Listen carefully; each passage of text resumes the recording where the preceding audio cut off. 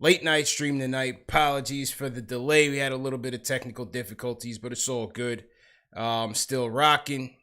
Better late than never. Some of y'all got work in the morning. It's all good, man. We all got work in the morning. It's all good. But Knicks basketball has to be discussed because today, shout out my guy Jonathan Macri from the Knicks Film School. Today, in his latest Knicks Film School newsletter, it was revealed that the Knicks have held internal discussions regarding a CP3 trade, and it is centered around Julius Randle and Kevin Knox. Now, I've been telling you guys that Randle is on the block. My sources tell me that Randle is on the block, and I stick by that. We've heard Kevin Knox's name earlier on in CP3 trade discussions. But what we didn't hear was any potential draft picks coming back from the Thunder. And that is the biggest concern of this potential deal. And what Macri's saying from his newsletter is that the Knicks could actually be adding a pick in a potential deal for Chris Paul. So the CP3 price tag is going up, people. The CP3 price tag is going up. What do you want to do? Phone lines are up, 657-383-1509. Let's talk about it. The bubble games tonight. No, I was not watching the Nuggets and Clippers game. That wasn't the reason for the delay. Sometimes life happens, man. I try to come on at 10:15. I was trying to come on at halftime. And like I said, life happens sometimes. And so, I appreciate everybody for sticking with us. We still got a good crowd in here tonight, so I definitely appreciate it. What is your price? What is your price for Chris Paul? The price is going up. I'll tell you right now, I'm out. I'm all the way out on this deal. If there's no picks coming back from the OKC Thunder, I'm out on the Chris Paul deal. I'll tell you that right now. I've told you from the beginning I was a proponent of this Chris Paul deal. I definitely wanted Chris Paul here. I feel like he can help jumpstart the rebuild. He can do a lot of positive things for this team. Obviously, he's still at the top of his game, more or less. He's coming down. Father Time catches up with us, but he's way up there, right? This Thunder team was going to be a lottery team without him.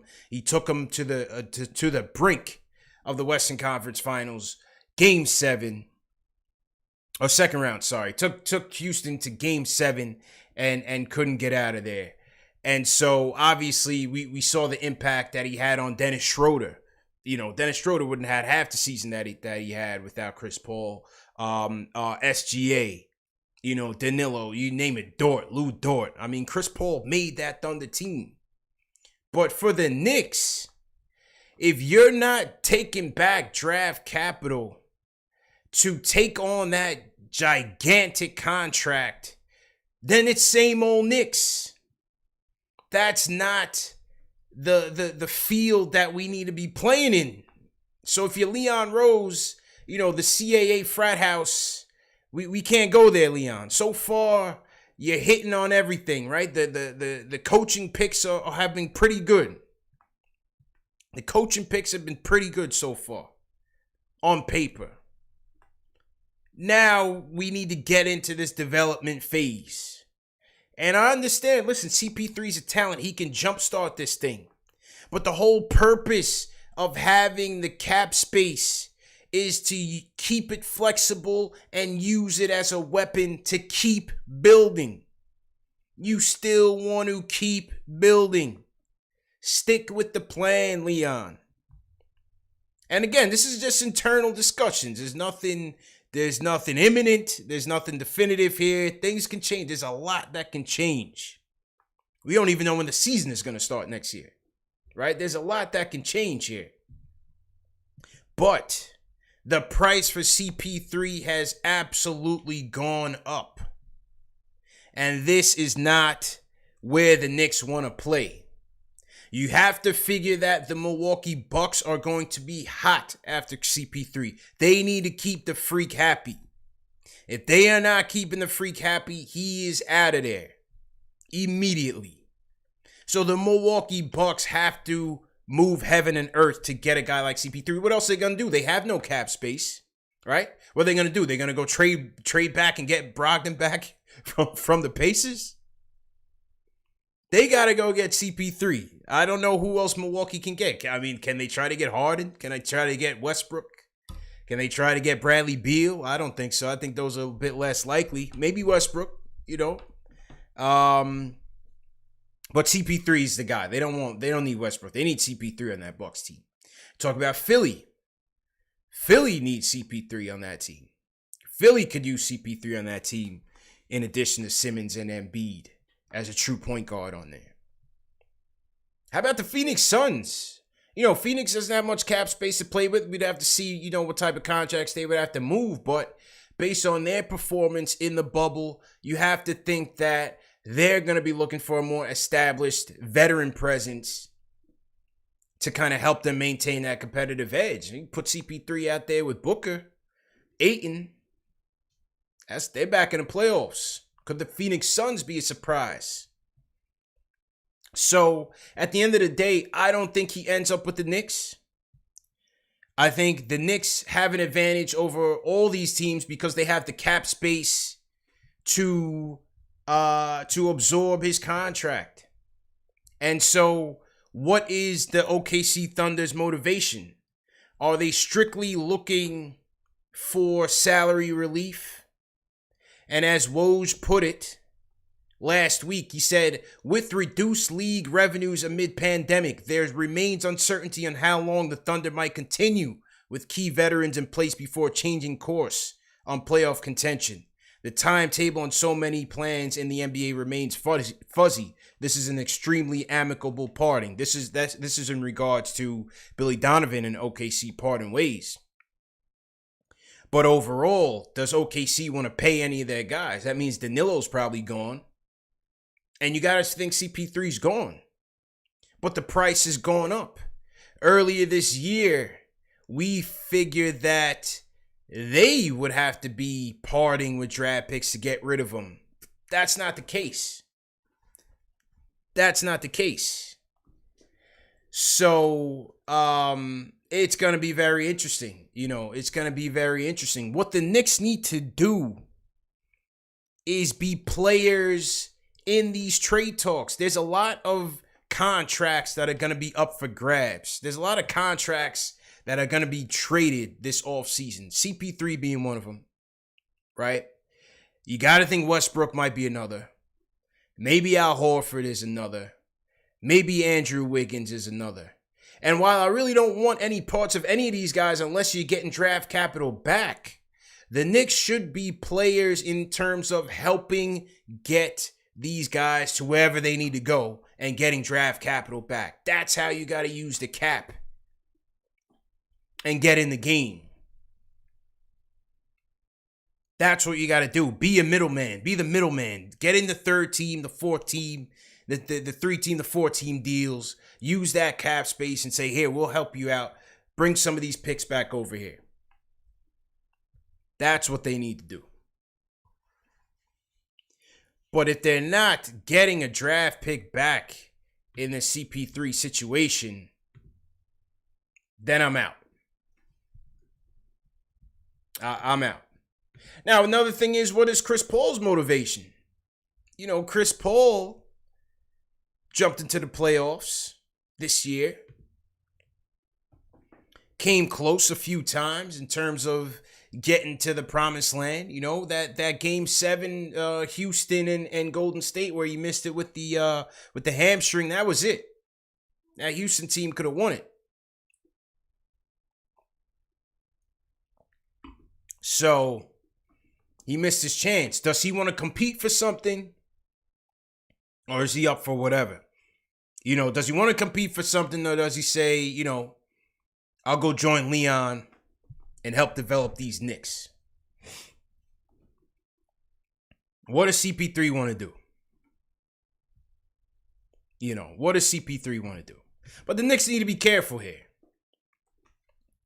Knicks need to be careful here because Leon's on a roll.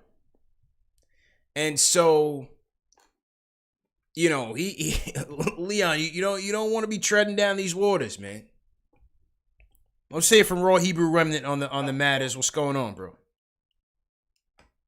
Hey, how you doing, CP? What's good, bro? All right, couple things real quick, man. Number one, let's not get too excited because this is just a rumor. Oh yeah, just a rumor, for sure.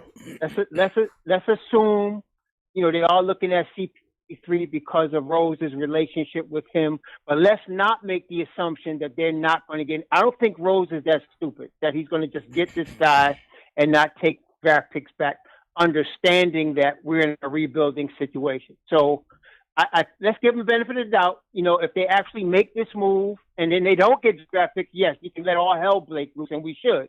But at this point, let's assume that Leon's going to do the right thing.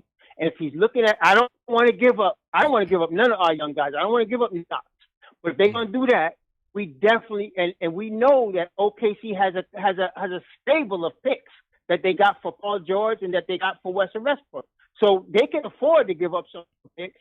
People say the market for CP3 going up. No, the market is dictated by the other teams. If somebody's willing to give up picks for CP3, let them have it. We are trying to rebuild.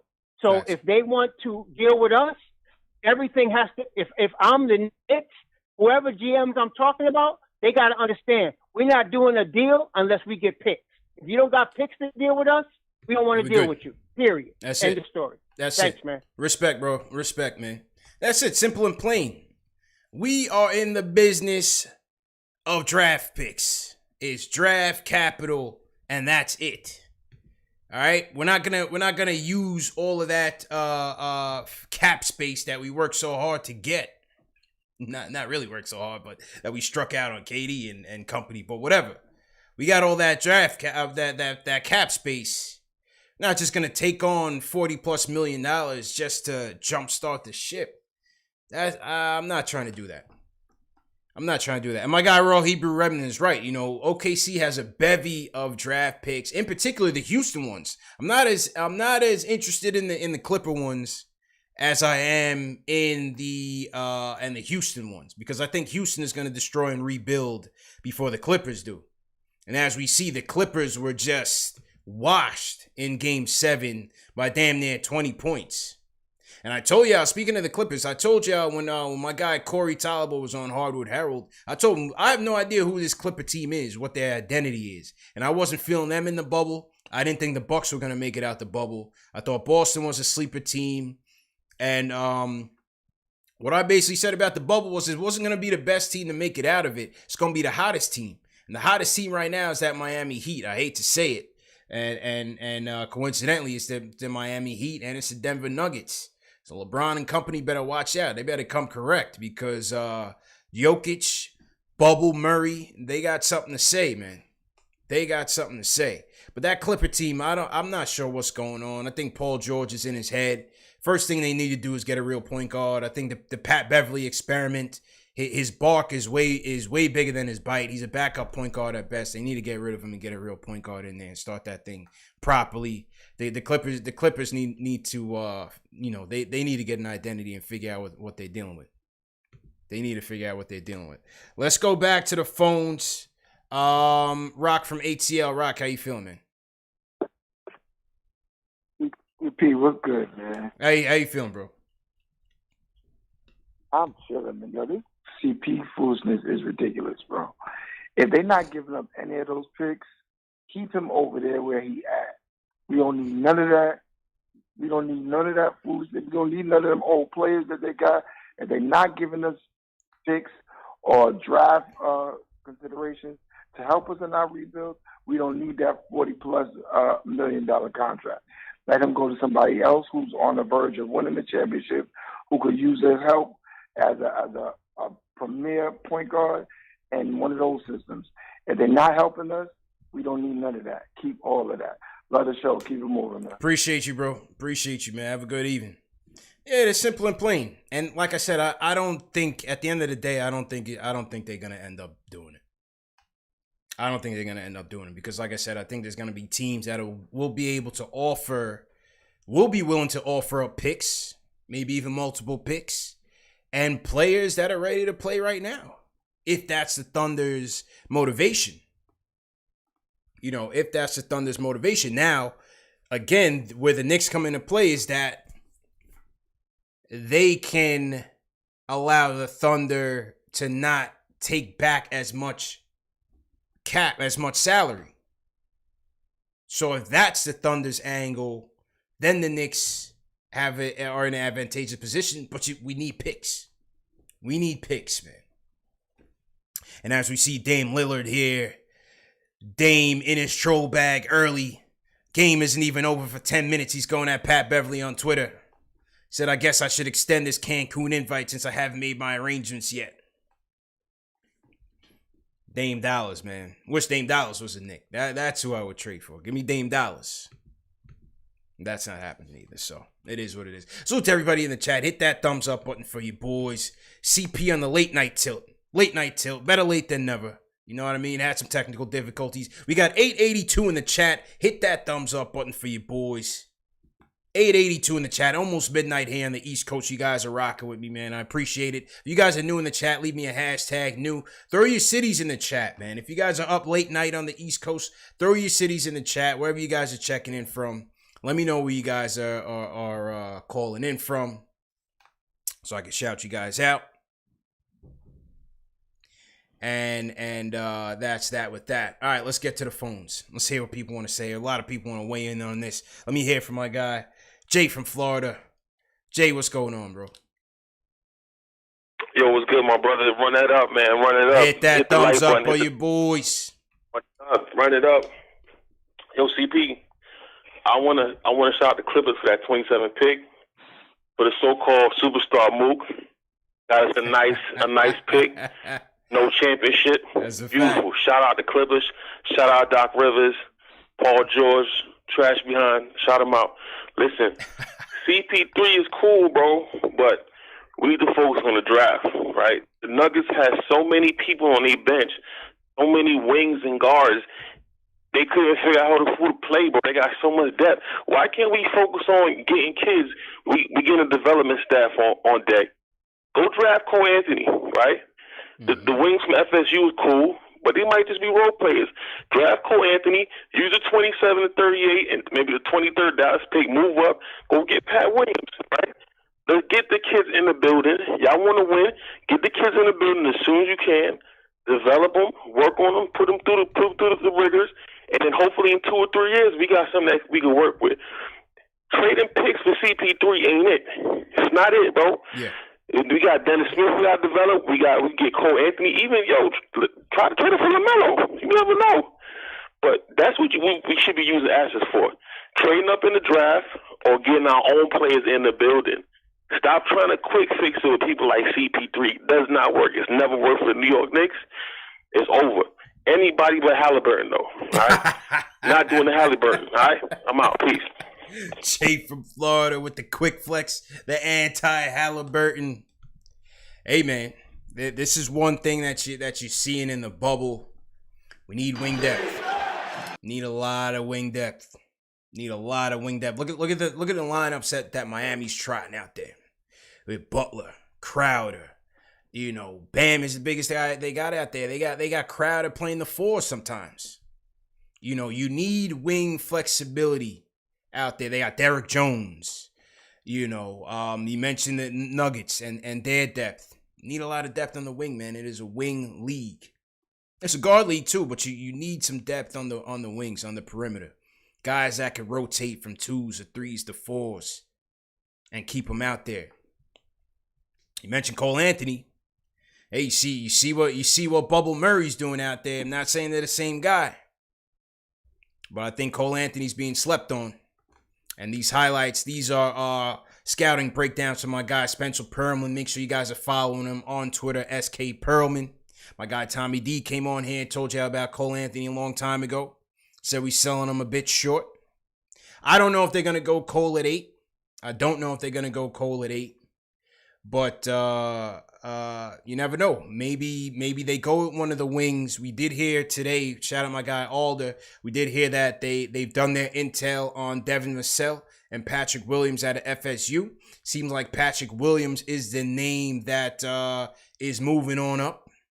Seems like Patrick Williams is the guy that's moving on up.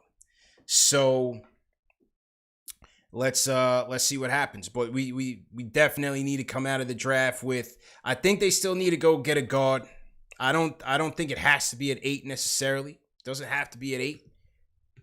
But I think they still need to spin the wheels on a point guard in the draft and go get some wing depth in the draft for sure. Go get some wing depth in the draft. No doubt about it. People said Miami got shooters. Yeah, Jay Crowder's in there lighting it up, man. Jay Crowder's looking like Ray Allen from 3. And Tyler Hero's looking like a bucket, man. That kid is absolutely fearless. Great picks by, I hate saying his name. It's like saying the devil's name. Pat Riley, Pat the Rat. Bam was the number 13 pick. Tyler Hero's the number 14 pick. One thing about Miami, they never tanked. Riley said, I'm playing to win at all times, and I'm going to build my team that way. I'm not being loyal to nobody. Everybody can go when I feel like I'm ready to make moves. That's how Riley, he's a shrewd executive. It's paid off. These guys are the hottest team. Some people say the Nuggets, the Heat are hotter because they're dogs. Riley has them, that they have that mentality. They play defense first and foremost. And they're lighting it up from 3, from Dragic. Look at what Jimmy Butler's doing from 3. You know, forget about the regular season stats. Jimmy Butler is clutch right now. This is his stage. Jay Crowder, torching the Nets. Hero, Robinson. You know, Bam could hit it when he wants to. I hate talking about that team, man, but they're great, man. Riley rebuilt the Heat 4 times over. The Knicks is still trying to figure it out. 20 years later, 25 years later, it's a disgrace. Let's go to Phoenix, land of the rising sun. Daryl, what's going on? What's up with you, fam, man? Appreciate you having me on, man. Love the show. No doubt, bro. Always peeping y'all out. Hey, I feel like, look, CP3, man, I feel that idea, like, you know what I mean, of picking him up if there's a bigger plan behind that. So let's say, like, we trading off Randall, Kevin Knox, like Dennis Smith for CP3, and then let's say we trade, like, you know, a couple of the young guys for somebody like Donovan Mitchell. You know what I mean? If he's still not feeling happy, especially after losing the 3-1, and then we got his guy Johnny Bryant over there, so we get him CP3 with Donovan Mitchell, maybe throw somebody else in there, and then we could have a pretty good lineup. Yeah. But, you know, if they're not doing something like that, then, you know, trading for CP3 is a waste of time. Waste of time. To just do our youth movement. You know what I mean? Facts. I'm gonna let you go because your line wasn't too good, man. But I hear you. It would be a waste of time. It'd be an absolute waste of time. Definitely hear you on that. I had to let you go because your connection wasn't too good. But appreciate the call. Yeah, people laughing at my Riley comments in the chat. It's true, man. Listen, Riley is the executive of the damn last 10 years. Let's just be real. Look at how he's built that team. Salute to everybody in the chat. Hit that thumbs up button for you boys. We creeping up on 1,000 people in the chat. 1,000 people in chat right now here to talk Knicks. I want to shout out Alvaro Pierre, team hashtag new. Shout out Alvaro D. Martinez in here. Shout out NYC team hashtag new. Miguel Benitez. Welcome, Miguel Benitez. Shout out Jesse Cook from Brisbane, Australia. Jesse, what's going on? We got Strong Island in the building. Arthur Newell in the chat. Frank Matos checking in from West Palm. Hashtag yeah, man. Marlon Small, what's going on? Harry Jones, team hashtag new. Welcome, Harry Jones. We got Joaquin Saavedra from Montevideo, Uruguay. We got people checking in from South America, from Australia. Come on, man. It's the number one show for the fans by the fans. Like Jay from Florida said, run it up. Hit that thumbs up button for your boys. DJ's man, Hampton, VA, my home away from home. 757, holla at your boy. What's going on? DJ Shuttle, Strong Island in the building. We got a lot of Strong Island in the building. Salute to everybody in the chat, man. Speaking of Long Island, man, my guy Chuck D hit me up out the blue today. He's like, yo, I'm in town, man. Let's link up. Linked up with Chuck D for a quick bit, lunchtime. And he gave me a dope gift, man. Check out this gift from Chuck D, bro. Y'all can't see it. Knicks fan place. Got one for me, one for JL. So this is going up on the wall. Shout out to Chuck D, the rhyme animal, Long Island's finest. Came through. You know what I mean? Number one fan of the show, man. That's all I got, man.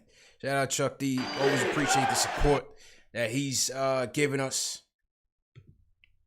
Big fan of the show. Definitely appreciate all the support, Chuck, for real. Shout out Strong Island. Everybody out in Long Island. Jamon Pascal, what's going on? Yeah, we got almost 1,000 people. Jay's official was in here waiting. He said, I got work in the morning, all of that. Work can wait, Jay. We got important business to take care of. And we're talking Knicks. Another thing I wanted to touch on, Knick related, and we're going to get back to the calls in a second. But camp is open. Knicks camp has opened up. And, we got a little bit excited over these coaching picks. But we got our first glimpse in a camp. And Tom Thibodeau with his COVID-19 mask in camp with the gloves on. Here he is checking out RJ Barrett, making sure his footwork is right. You got Tibbs in camp. So what it is, this is the first week of individual workouts. So individual workouts. And then the next 2 weeks, you're going to have organized team workouts. And from what we're hearing, it's a lot of the even the free agents had showed up. You have some G Leaguers showing up. So it's dope. Look at my guy Mike Woodson, man. They say a picture says 1,000 words. Look at Woodson. Woodson saying, I'm glad to be back, man. Look at the enthusiasm off of that rebound. Look at that. Mike Woodson looked like he's bowling out there. He's so happy to be back, man. Look at Woodson. Back like he never left, man. Look at him. Look at him off that rebound, man. Now this is an interesting photo. You got Johnny Bryant, the associate coach, and Dennis Smith Jr. Dennis Smith Jr., ladies and gentlemen. What are your expectations for DSJ next season? I don't know if he's going to be back. I'm not sure. I feel like if they're going to go out and get another veteran point guard, then go in the draft and go get a guy, I think they got to get rid of some of the glut at these positions. A lot of these guys are not going to get enough shine. But, Johnny Bryant, the guard whisperer, Dame Lillard swears by him. Donovan Mitchell, his old coach at Utah Jazz, who was his protege in the Utah Jazz, swears by him. What are the expectations for DSJ? DSJ has had a lackluster campaign thus far and a terrible one with the Knicks. Last year, it was as bad as it can get for DSJ. It was as bad as it can get for DSJ last year, man. His stepmom passed away. You had the point guard glut going on. It was a bad year for DSJ, man. So, what's it gonna be? Can he bounce back? One of the things that Spider Mitchell gave credit to Johnny Bryant for. Here's what he said about Johnny Bryant. He said, in terms of their routine, he said that Bryant exhaustively studies film for notes on handles, shooting form, getting to spots, and making reads, then tailors the workout to his man. It's not unusual for Mitchell to receive a handful of daily texts from Bryant of film clips with accompanying notes. Mitchell says, I watch a lot of film. Johnny Bryant is always trying to find ways to get guys better and find little tweaks to improve your game. Ronnie Price thought that Johnny Bryant paired well with players who play with chip on their shoulder. Now, it might have a common thread around different players he's worked with so far. So, can Johnny Bryant, if DSJ is still here, can Johnny Bryant resurrect DSJ? Don't mean everybody's going to come out and be a star, But what will his approach be with DSJ? How will DSJ respond? And what happens? If they keep him, one thing about Tibbs, he wants guards that can get in that paint. He wants guards that can break down that defense. Dribble penetration is highly sought after by Tibbs. And that's one of DSJ's strengths. Now, the question is, can they fix everything else? Because everything else is broken.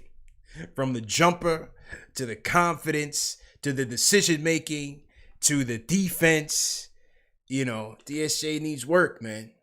DSJ needs work. So, let's see if he's here. I'll be very interested to see what Johnny Bryant does with DSJ and his impact.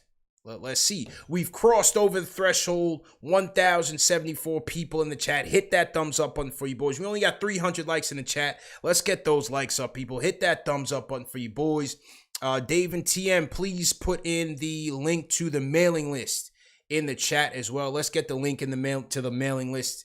Make sure people are joining that. We got the website coming up. We want to make sure that we keep contact with everybody. So let's make sure we get the mailing list cracking. All right, let's go to Esau from Buffalo. Esau, what's going on, man? Hey, how you doing, people? How you doing, bro? Good. When I got the notification about CP3, I had to pause this movie I was watching. Listen, we don't need CP3. We really don't. As you alluded to earlier, you were talking about how he wasn't in the playoffs against Golden State. He missed the whole entire playoff when he was playing with Houston. That to me is a telltale sign that brother's either ready for Shady Pines or maybe he need to go back to the G League with some surgical type stuff. Listen, we don't need him. We don't want him. Let's rebuild on our own. That's all I got, man. Have a great night. Appreciate you, bro. Appreciate you. Esau up in Buffalo. I want to hear somebody that's for the CP3 trade. I know a lot of people are against it. Let me go to West Coast. Josh from San Diego in here. Josh, make your case, man. How you feeling? CP, what's up, man? What's going on? How you feeling, bro? Hey, I'm all right. Listen, all right. So the Knicks have the unique. They're in a unique position where they have a lot of cap space and they have a lot of assets. Not just the draft picks, but they have some young talent like Knox and a DSJ, and also they have Randall's contract. Those are all trade assets. Now, just because you make a trade to bring in someone like Chris Paul doesn't mean you're going to actually give up the whole entire farm. Now, if the deal is Randall, Knox, and a later pick, like a second-round pick or something like that, I will absolutely do that because Chris Paul can help with the development that we're talking about. The Knicks have 12 picks in the next 4 years, and they have 7 within the next 2 alone. So we already have draft picks along with the cap space. I don't see how acquiring this guy, only for 2 years. His contract is $40 million, but it's only next 2 seasons. I don't see how this is so bad of a trade that, it's not a quick fix thing. This helps with our development. You see what he did last year in Oklahoma City? Like this guy, and if he can bring Melo back, that's another wrong way to do it. Why not? No. Josh, man. I got to bang it on you now. You talking that Melo talk again, man. Come on, man. Come on. No, but listen, what I'm saying is it's a player-driven league, right? The Knicks need to right that wrong because it gives them credibility. It gives their franchise credibility. We talk all the time about how free agents don't want to come here and all of that because of the culture. This gives us credibility, bringing in somebody like that, and potentially 2 future Hall of Famers to help with the development of the young kids. It's not, a quick fix like we're going to win a championship tomorrow, but this helps us with that. And I know I'm the most hated man right now, but honestly, that's my take on it. Thanks a lot, CP. Josh, I was about to hang up on you when you brought the Melo stuff in here, man. But listen, he has a fair point. What do you guys think of the chat? The chat, what do you guys think of the chat, man? Let me know what you guys think. What do you guys think? The Melo talk kind of threw me off the cliff a little bit. But on the CP3 topic, he says we have enough picks. He says we need it for development. And it could help us see. Josh is ready to jumpstart the ship. What do you think? I had this conversation with Alan Hahn as well in terms of how much draft picks is enough. Alan Hahn's take was that, you know, at some point, you could get to a point where the picks become less valuable than you intended them to be. Me, I say stack them up. Stack them up and keep drafting until you find some guys, until you find talent, man. We need talent on this team. We have no talent on this team. So I want the draft picks. I want the draft picks to be able to flip later on if I need to. If I got to go get Devin Booker, if I got to go rescue him from Phoenix. You know, I want the picks. But listen, I don't think Josh's points are that bad. You know, we do need to jumpstart this thing. But damn, you're gonna jumpstart it for $40 million? Yes, he will bring credibility back, and that'll be a good thing. I mean, again, you know, look at the impact that Jimmy Butler is having on this Miami team. You could look at that. But on the flip side, you could also look at it and say, look at what Miami did, before that in terms of drafting and developing. We don't have that reputation yet. So you can look at it both ways. So, and speaking of the Melo talk, Melo was in Harlem today. State of NY Knicks on Twitter said he ran into Melo at the Juice Bar in Harlem. He said he told Melo he hope he comes back to the Knicks, and Melo said, we'll see what happens. We'll see what happens, is what Melo told State of NY Knicks on Twitter. Now, is that a Hollywood talk? We'll see what happens, take this picture and get out of here, kid. Or is that, I know something and maybe it's on the table. I don't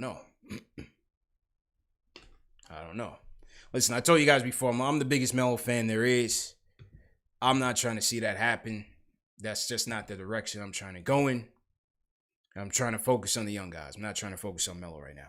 Salute to everybody in the chat. 1087 in the chat. Hit that thumbs up button for you boys. I need 1,000 likes. Hit that like button. Hit that thumbs up button if you're in the chat right now. Hit that thumbs up button for you boys. Only 371 likes. We got to get that up. Let's get that up. Get that thumbs up button, man. Let's go. Who else we got in the chat here? We got E. Hood and Jeff says, bring back Oak. And speaking of which, did you guys see your man Oak Dancing with the Stars? I gotta mute this because I don't want to get copyright for playing. Check out your man. Speaking of Oak, I gotta mute this, man. I'm sorry, but he was basically dancing bachata to end the club by 50 Cent. Look at his moves. Look at Oak. Oh my goodness. This guy Oak is out here looking like Fred Astaire, man. What is going on? Look at Oak. I can't play the music, but yeah. Somebody asked me last night if I was watching Dancing with the Stars with Oak or if I'm watching football. I said, I'm watching football. But send me the highlights. And I caught it. I caught it this morning. Check out Oak. I heard Nelly did his thing. Somebody in the chat said Nelly did his thing. Yeah, I heard Nelly was in there backflipping and all that. All right. Go ahead. More power to you. All right, let's go back to the phones. Let's hear from Leo in the Bronx. Leo is for the CP3 trade. What's going on? Hi, how you doing tonight, CB? How you doing, man? What's going on, bro? How you feeling? Long time listening. Chilling. Yeah, I wanted to talk about the CP3 possibly coming to the Knicks. As I hear, a lot of people are against it, but I feel as though the Knicks don't really have any leadership and they don't have an identity, which is one of the problems that they've had over the last couple of off seasons.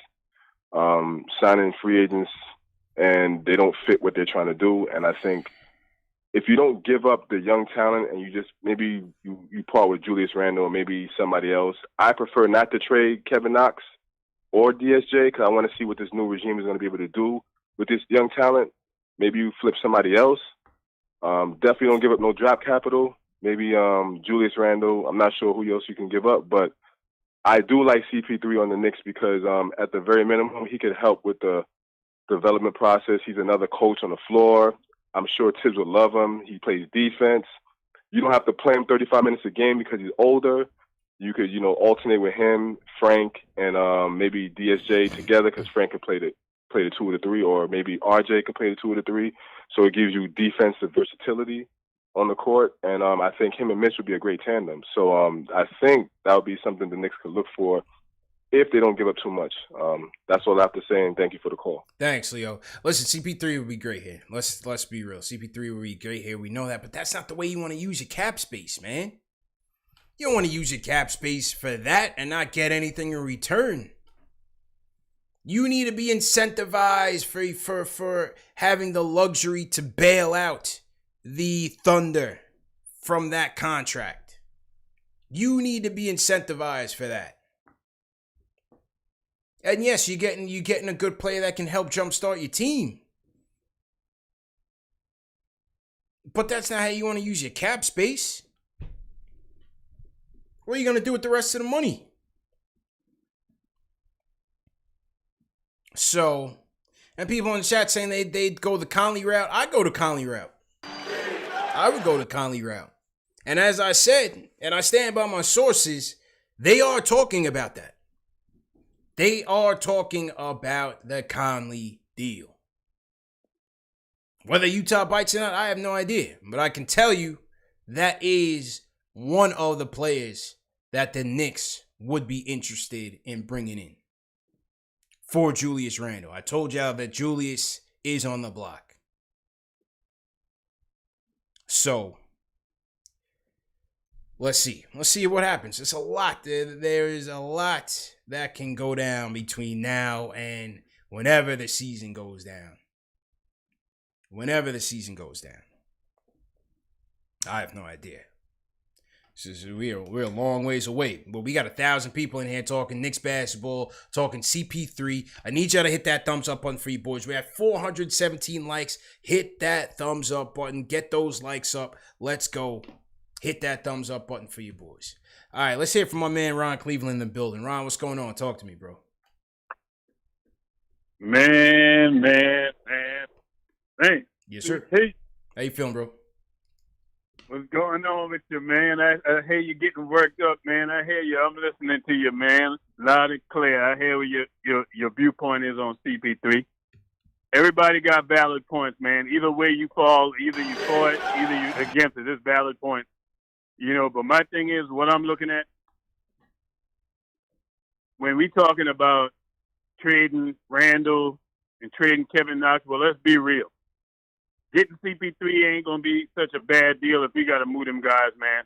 And my thing is anytime your name being mentioned in trade, that means you ain't living up to the billing of what you're supposed to be doing on your current team. When you looking at trading a player, it's because they're not living up to what you expected of them. And let's just be real, the light's too bright in New York for Kevin Knox. I'm sick of waiting. You know what I mean? And the thing is with CP3, instant credibility. I agree with that caller wholeheartedly about this guy. He's gonna hold people accountable on the court. He's gonna transform the team. Point guard, that's what he did to the Thunder. Defensive minded. And what that'll do for somebody like Neil Keenan, if we keep Neil Keenan and DSJ, gonna teach them guys how to play the point guard position. Them guys haven't had a veteran point guard to really teach them guys how to play the position of point guard. So that's going to help in that regard. You get Julius Randle out of New York, him and RJ playing on the same side of the court. That's going to alleviate that problem.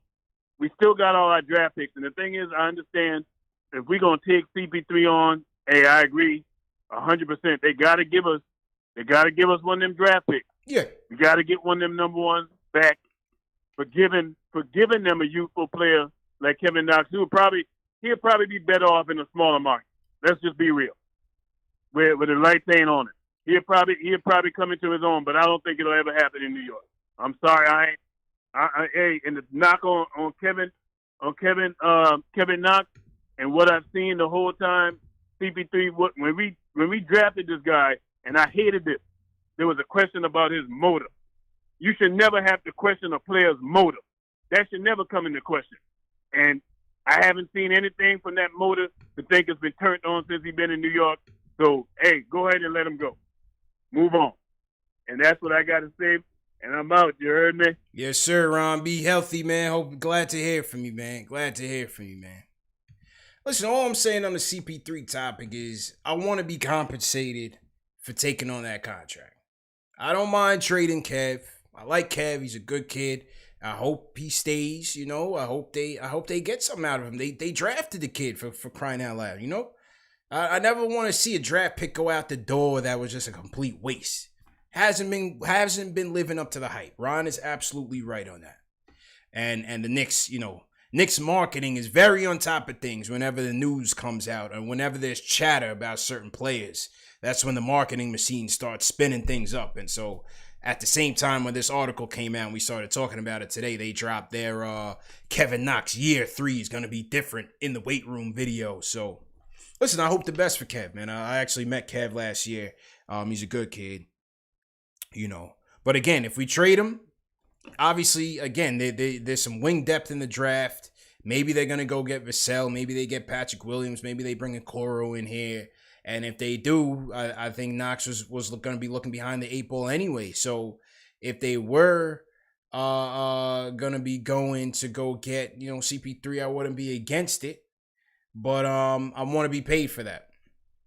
You know, I want to be paid for that. I want CP3 here, but it's not a by any means necessary trade for me. It's not a by any means necessary trade for me. On CP3, he's 35. The contract is crazy. You know that hammy is about to give any day now. And so, you know, you still got to be careful. You can't just be, you know, wheeling and dealing willy-nilly out here. Greenhouse says, in the regular season, CP said, don't trade Kev. Nothing changed. No basketball happened in between now and then. CP be flipping on the low. Wrong. I'm not looking to trade Kev for nothing. Just to trade him. But if you're going to get CP3 in here, you got to do what you got to do. You got to give something to get something. You're not going to get CP3 for absolutely nothing. All I'm saying is if I'm going to trade Kev, if I'm going to trade for CP3, then I want some draft capital back in return. Simple and plain. Simple and plain. You know, Kev is not an untradeable player, Greenhouse. Let's just be real. Kev is not an untradeable player. Nobody's untouchable on this Knicks team, man. Let's just be real. We have no talent on this team, man. Sometimes some of you guys got to stop overrating some of these kids, too. Let's just be real. We want to see these kids develop. Well, a lot of these kids are not, you know, just because you have draft picks and everything doesn't mean everybody's going to stay and develop and be part of the core. Some are going to pan out. Some are going to pan out to the point where you're going to trade them to upgrade your team. And some are going to be part of the building blocks for this team that's ultimately going to win a championship in the year 2030. So that's just my take on it. We got 1178 in the chat. Hit that thumbs up button for you boys. Salute to everybody in the chat. CP from Knicks Fan TV checking in. Let's go to Denver. Mile High. We got Omar from Denver talking about Knicks. But Omar, why don't you want to talk about Nuggets, man? Your Nuggets are going to Western Conference Finals, bro. Man, yeah, at the end of the day, that's crazy. Like, I started counting them off and stuff because I'm a actual Knicks fan. I just moved here like 3 or 4 years ago. I love the atmosphere and stuff, but the thing is, and the reason I'm calling, before anything, how's everybody over there in Knicks Fan TV doing? Oh yeah, we Gucci, man. We Gucci, man. We got 1,000 people in the chat, man. You gotta let these people know to hit that thumbs up button for your boys, bro. There you go. Hit that thumbs up, bro. So I'm just gonna let you know real quick, player. I'm just gonna keep it short and sweet. The error that people start thinking that we really need a superstar, like a 3 or 4 year superstar that has a track record, that thing is over. If you start seeing or comparing, let's say, Clippers with Denver, man, I'm pretty sure everybody just by looking at Denver, they'll be like, man, Clippers just going to bake that. You already know what. It's going to be an easy ride for them. And look what happened. Clipper has like 3, 4, 5 superstar. They ain't went that far. Yeah. Well, you know, the thing is too, let's be real too. Let's be real. That Denver team has been in motion for a long time now. You know, people expect when you put these super teams together that they're just going to go away and win. A lot of times that's not how you win in sports. You got to build, and it takes some time. You got to build chemistry. You know, you got to build chemistry too. This was a very weird year for the Clippers too. You know, you had Paul George coming off of the shoulder surgery. You had Kawhi Leonard, you know, he's coming off a championship. He's logged some mileage. Like I said, Pat Beverly has to go for that Clipper team. They got to get a real point guard in here and get that thing going. And, you know, they had depth. I thought they had enough horses to win it, but they just didn't have the proper chemistry. I never really thought the Clippers were, you know, the odds-on favorite to win this thing. I never really felt that they were a strong team like that. Yeah, that's true, and that's a fact right there. But at the same time, every single time you see a superstar coming out, let me take it back. Any single time you see a superstar, you always see them coming from a different team. You never hear no superstar beside Porzingis right now that like he's gonna be the next superstar. Maybe if he doesn't get dislocated or he stays fresh at the game. But at the end of the day, the only thing that we should just focus is on rebuilding the team. Forget about getting CP3. Forget about Carmelo. Let's just focus on us, and let's just rebuild them. Hopefully, by us rebuilding them, we might get the next who knows, CP3, the next Damon Litter, whatever his name is, and from there we could walk on. You might appreciate the call, man. You might, or you might be the Phoenix Suns, or you might be the Minnesota Timberwolves. So, listen, the NBA, I say this all the time on this show, the NBA is the hardest sport to build a championship team. You need luck in the draft. You need luck in the draft, and you got to get that game changer. You know, some people said, oh, well, you know, it's not always a case where you got to build a team and build chemistry. Yeah, every team doesn't have LeBron James, people. He's a god. He's a generational talent. Every team doesn't have that. Kobe, Shaq, those are generational talents. Michael Jordan, that's a generational talent. Those are franchise-changing players. There are very few guys like that can transform a team by themselves. LeBron is one of those guys. There's few and far between. So for the Knicks, they just got to keep going the right way. You got to keep doing it the right way, man. So to everybody in the chat, hit that thumbs up button for you boys. Let's go to Z from the Bronx. Z, how you feeling, bro? What's going on, man? How you doing, man? How you feeling, bro? All right. I'm not gonna give the conventional answers as everyone is. I'm totally freaking against trade for CP3. Here's like a couple of reasons why. Everyone's talking about how much of a great mentor he is and everything. Yes, he's one of the greatest point guards. He hasn't won a single thing in his damn life. Like, everyone is putting him on the pedestal like he's the greatest thing of all time. Yes, he's a great point guard, but that's about it. I mean, yeah, he will hold people accountable. Yes, he's a leader of the NBA, but we don't have any players for that right now. Okay? Yeah, he'll stay for 2 years and develop, you know, all the players, but do we have any players worthy of that except RJ Barrett? I mean, come on. If I'm the Knicks, instead of giving trading our guys like Randall and Knox for Paul and wasting $44 million a year, why don't we go conventional? If you want to get a point guard, there's a cheap route. You could get Dennis Schroeder, from OKC. You could get the cheaper routes, or if you want someone worthy of getting and throwing money at, get Fred VanVleet. He's an NBA champion. He's coming off a 19-point season, and he's only going to go better. I mean, I don't know why everyone wants CP3 for, man. And then if I'm the Knicks, I would trade Randall and Knox and maybe a late pick. I'll give him a late first round or maybe a second round. Get Laurie Macaron. I can't even say his last name. The guy, the power forward from the Bulls. Yeah. Yeah, get him so we could stretch the floor and we can give Mitchell the space and RJ the space. I mean, we got to work with the personnel that we have now. I got you. You know what I mean? Get players that make sense now. You understand? Yeah. Yes, you want to continue developing. This is why I'm mentioning players that are young. They're like 26 or younger. You know, we're not a superstar team yet. We have to develop from inside. And what is Chris Paul going to bring? Melo? Come on. I love Melo. I want to sign Melo, but it's not the team I'm drooling over. To counter that though, to see what was the Thunder be without CP3? I mean, wait, I couldn't hear you. What you said? I said, what would the Thunder have done this year without CP3 on the team? Oh no, he did a fantastic job in OKC. They wouldn't have done a single jack thing. But with the Knicks, and he's leaving too. You understand? The Knicks, he's staying for 2 years only.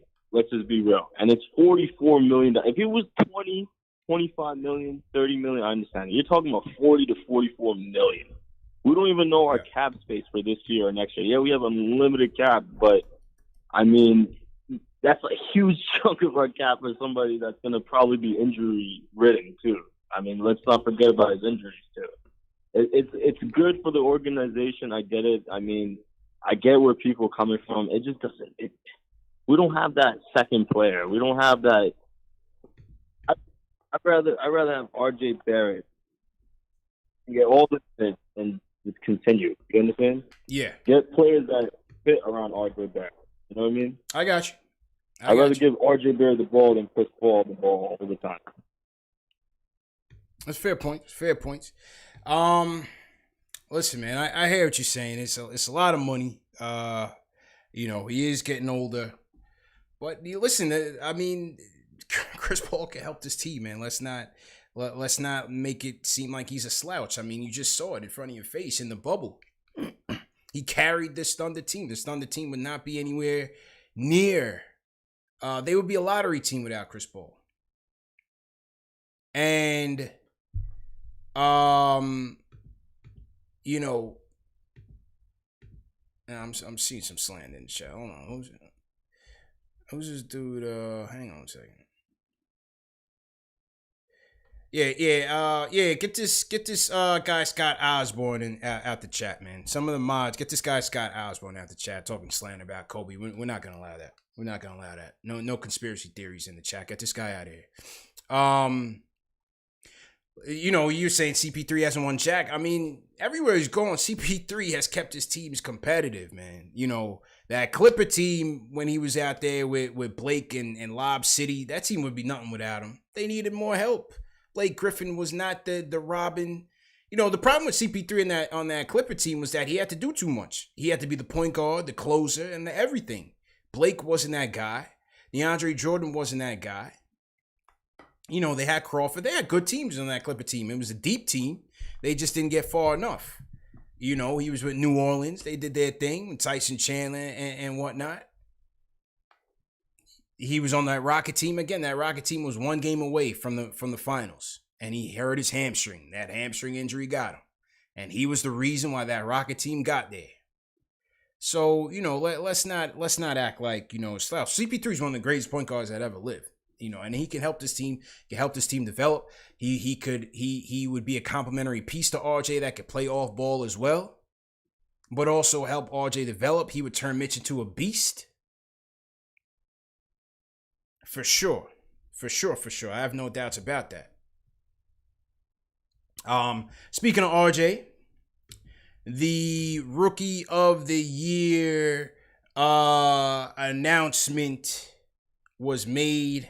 And, of course, RJ was left off. RJ was left off. The first team, Brandon Clark, great year. John Moran, absolute beast. Wish he was on the Knicks. Kendrick Nunn started off well. Had a good season overall. Eric Pascal, worst team in the league, but had better numbers than RJ. Zion, 19 games, straight political and branding, but whatever. Zion is Zion. It is what it is. That's the first team, so that's cool. Second team. Let's start from the other side. Kobe White, overall decent year. Started off slow, finished strong. I like Kobe White. PJ Washington, yeah, he was just pretty good. Obviously, RJ wasn't gonna slide in there. Hero, absolute beast, deserved. Rui, yeah, I whatever. Terrence Davis. Now we get to Terrence Davis. Here's the thing.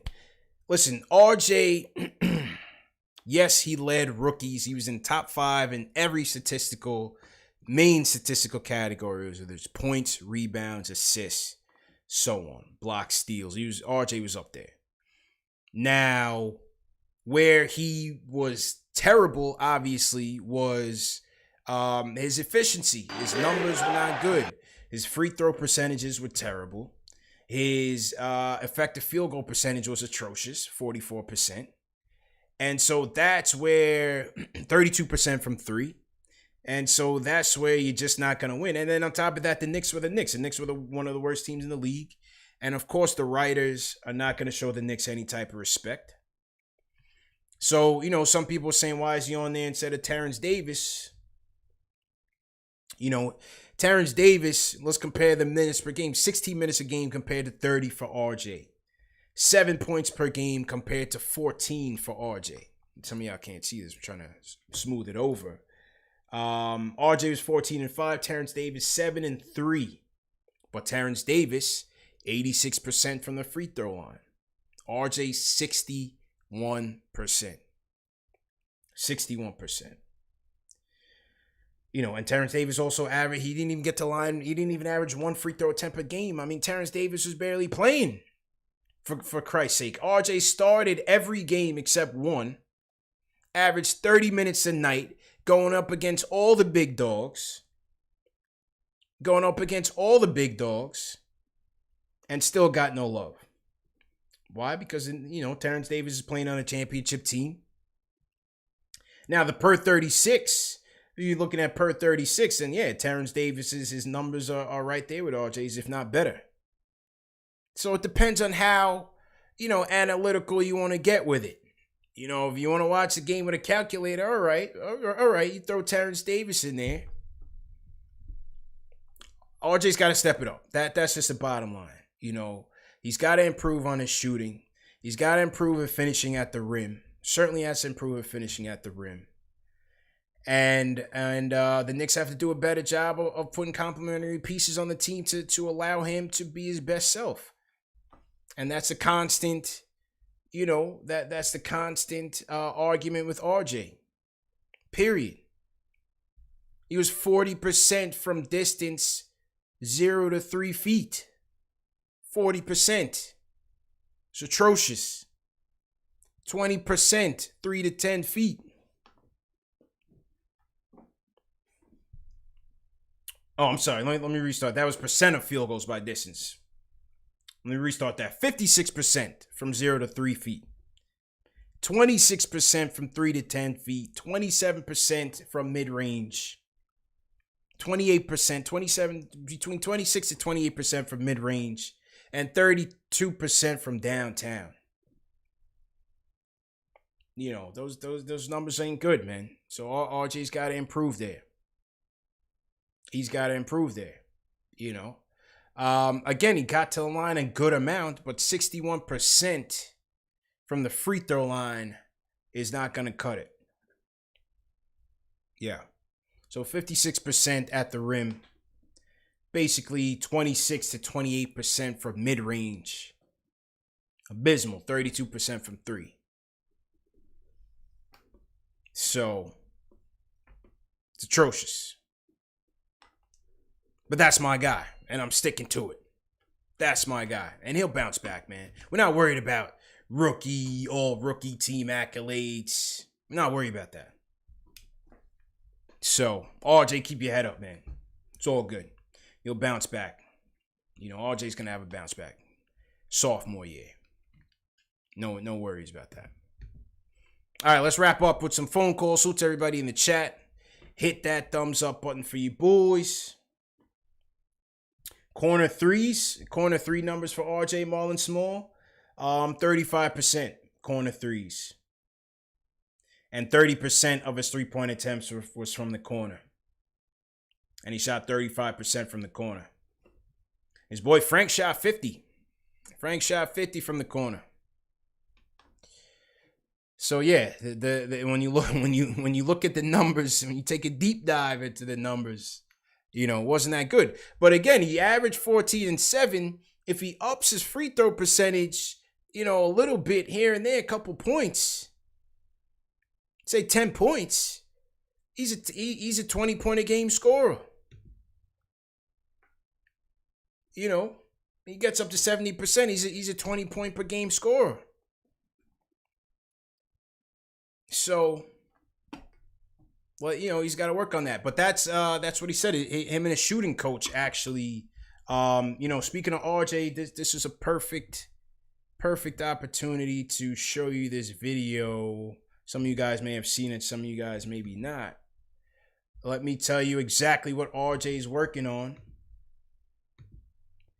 in the off season with his shooting coach Ben Steiner. Hold on. Free throw percentage was low. 3-point percentage was low. I mean, what are you guys specifically working on to make him better at shooting? Yeah, so we've made 3 real adjustments. The first one is posture. He was very upright, had no legs and no fluidity. So just working on his posture was the first thing that we did. Just making sure we're leaning him forward a little bit, making sure his hips are dropped so that he can use his legs and connect his legs to his upper body. The second thing is his pocket. His pocket, was moved in. A lot of coaches like elbow in. The problem is when you have lefties, a lot of lefties don't, for whatever reason, shoot with, a good vision. You want a good vision triangle. You want to be able to see the rim with 2 eyes. And he was blocking his vision, and it caused some problems in his shoulder for power. So we moved his elbow out, which I know scares a lot of traditional, kind of basketball coaches. But the truth is I had to do it with Jason Tatum. I've had to do it with a bunch of other shooters. Kelly Oubre, who had a really good year this year. I had to move their elbows out. And so we're following that exact program. So improving his pocket so that he has a good vision triangle, which allows for more source of power. And the third thing was he bunched up his hand on his follow through a lot. And you see that a lot with guys that don't have great touch. They want to kind of stop their shot, you know what I mean, instead of trusting it. And so we're just working on a clean, straight snap every single time, keeping his hands spread so there's more rotation on the ball and backspin, which will soften his shot and give him some more room for error. Is the free throw thing a mental thing to you? Is it when it comes to it doesn't just be RJ Barrett with free throws for all these guys? I mean, what's the free throw thing in your mind? I definitely think there's definitely a mental component. Jameer, one of the best players that he ever played with in his career was Dwight Howard, who, I love, Yeah, so that was, and you could check that out. So follow Ben Steiner. I don't know how to pronounce his last name, but he interviewed RJ's shooting coach, Drew Hanlon, and Drew said he was working on 3 things with RJ. He said he's working on his posture in terms of his shooting form. He's working on his shooting pocket, making sure that his elbows are more out than in. And that he's also working on his follow-through. He said his follow-through hand was a little bit bunched up, so he didn't have the proper touch. So, interesting. Very, very interesting. Also thought that some of the lapses at the free throw line were mental. So, let's see. But look at that move. I mean, and those of you that are listening on the podcast, check this step back on RJ on Saturansky. I mean, the kid has strength. He can get his angles. He's not the quickest. He's not the most athletic. Where RJ's going to come, where he's going to shine is he's going to be able to get to those angles. He's going to get to the cup by using his strength and dislodging guys off of him. Now he's just got to finish better. And when they make him earn it at the line, he's got to convert. So let's see. Let's see if you just heard his shooting coach tell you exactly what he is working on with RJ this all season. Let's see how it translates. Let's see how it translates. So listen, I'm rooting for him. Hopefully he gets it together. But great show, everybody, man. Great show. Appreciate you guys checking in and hanging in there with me. Definitely appreciate you guys. Patience. Had some technical difficulties earlier, so definitely glad to get on and chop it up on Talk Knicks. Let me know what you guys think. CP3 trade. Would you make that CP3 trade without getting a draft pick in return? How bad do you want CP3 here to jumpstart that engine? Leave me a comment in the chat. Leave me a comment in this video when you watch on demand. DSJ, do you have hope for DSJ? Do you think DSJ can get it together? Maybe Johnny Bryant can help him elevate his game. And what are your expectations for RJ year 2 in his sophomore campaign? We're going to have some more on RJ. My guy Alex Trataros, who did the Frank report card. We're working on the RJ report card. It's going to be stellar. It's going to be fantastic. So make sure you tune in. For those of you that are new here, remember this show is available in audio podcast format. Spotify, Apple Podcasts, iHeartRadio, every podcast platform. We are there. It's all on the Knicks Fan TV. Make sure you follow me on social media as well. Facebook, Instagram, Twitter. I respond to everything, DMs, everything. So make sure you follow me there and share these videos. Definitely appreciate everybody for sending the super chats, but also share these videos, hit the thumbs up button for you boys, and leave a comment, and that's how you help us promote this channel. Let me salute the super chats before I go, because very important to do so. Salute Michael Parker for the super chat, definitely appreciate it. He says salute CP, salute to the chat. JJ Hand says draft Kira with the 8th pick. He is legit. He wants Kira Lewis with the 8th pick, so shout out to JJ Hands for the super chat. I want to shout out Jay's Official. He says, CP, my dog, just want to show some love and following you from almost the start. Jay's Official, much appreciated, my dude. Kaiser Sose 718. He says, only Melo we need is LaMelo. He says, I swear the Knicks are the retirement plan for every old player on the way out. Shout out Kaiser Sose 718. Joshua Smalls, appreciate you. He says, just because you bring in CP doesn't mean you focus on the young. You don't focus on the young guys. You can do both. If not, spend on CP. We would spend on vets who have no impact, and this contract is just 2 seasons. Joshua Smalls bringing another angle to it. So appreciate Joshua Smalls. And we got Vlad. He says, yo, CP, what are the odds that the Knicks go for Zach LaVine low-key? Feel like he'll be worth the assets than CP3. I think Chicago will keep Zach LaVine. You know, new regime, new coach coming in, new GM. I think they'll keep Zach LaVine. They got the number 4 pick. They may end up with LaMelo. You know, so I think Chicago's going to keep Zach LaVine. I think he's on the verge of breaking out. But I don't think the Knicks will go for him. Well, you never know.